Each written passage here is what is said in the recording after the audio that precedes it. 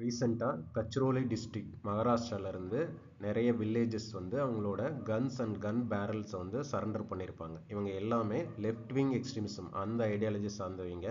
Left wing extremism அப்படிங்கிறது violent வேல அவங்களோட கோல்ஸை அச்சீவ் பண்ண ட்ரை பண்ணுறவங்க. ஃபஸ்ட்டு இது எப்போ எமர்ஜ் ஆச்சு அப்படின்னா வெஸ்ட் பெங்கால் நக்சல்பாரி ஏரியாவில் எமர்ஜ் ஆகிருக்கும். அதுக்கு அடுத்தடுத்து வந்து பார்த்திங்கன்னா மற்ற ஸ்டேட்டில் ஸ்ப்ரெட் ஆகிருக்கும்.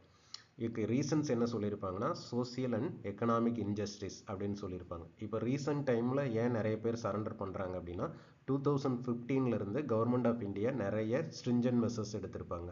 ஃபார் எக்ஸாம்பிள் பிரகார் சமதான் இந்த ப்ராஜெக்ட்ஸ் மூலம் நிறைய என்கவுண்டர்ஸ் ப்ளஸ் மாவோயிஸ்ட் கேம்பை நிறைய டிஸ்ட்ரக்ட் பண்ணியிருப்பாங்க.